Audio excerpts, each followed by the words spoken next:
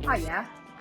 Thought you might like to see some behind the scenes today. We are doing photo shoots for the team for their new email signatures. So come along and I'll show you what we get up to. Here's lovely Tash for a photo shoot. Beautiful. Oh look, very professional with the dogs here as well.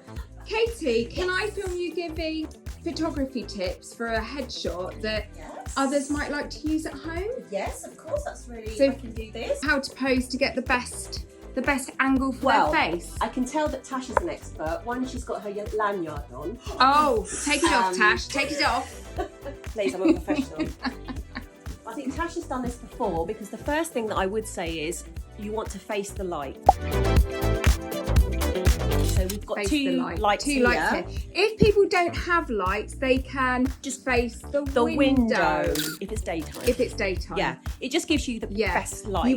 You want your face to be flooded with light. Flooded with light. More the better. No shadow, just completely flooded with light. Yeah, that's just going to give you your best look. Yeah. But look how she's sat. She's sat to an angle. Why is this? Because it gives you the best angle for your face. It just gives better definition rather than being, if you're just straight on, it's very just square and boxy. If you turn to the side and you slightly turn, it just gives more interest. Oh, I love that. And it just gives a bit more definition to your face. The other thing is to smile with your eyes.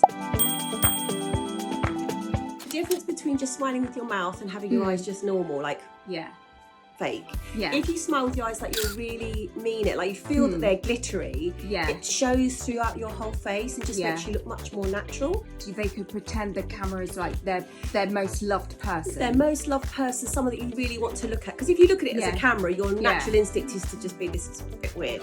But if you look at it like it's a loved one or someone that you know really well, it just helps your face become more natural and less fake. So this is what I always say to Katie, which is quite bossy. I like being bossed Turtle, out. we call it. You call me Turtle. I call you Turtle. Yeah. And what it is if you're slightly from the side and you're like, what you need to do is push your head out like a little turtle. It looks unnatural. Yeah, like hang on, I'm not a turtle. I am a turtle. It just gives your jaw a little bit more of a stronger line. And if you put your tongue to the roof of your mouth and suck in, it also pulls up your jowly bits. And then sometimes you also say to me when I've turtled my face, so I'm like this, and then, so hang on, let's just do it. So I go like that. Turtle.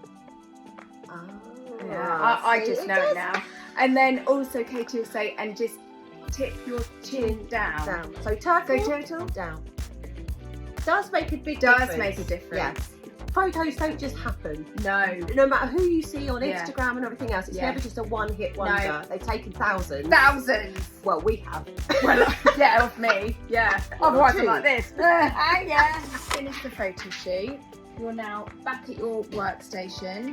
And you have all the photos. Means that we can just go through them all of everybody, and then I always take lots, and then it gives you more options to choose the best ones. Obviously, it's because it just, whether their eyes are closed or whether just hair is in a different place, it just gives you more options. That's always a good tip for yourself. If you're taking pictures, take as many as you can, more than you need. Take the same picture just 20 times. You've got to make little changes. Smile with teeth, smile without teeth, that kind of thing. I hope you like these little videos, little behind the scenes videos. Let me know if you like more of this type of content, or actually you're like, nah, I just want beauty tips. Be good to know. Thank you for watching. Thank you for all your support, and see you very soon. Bye.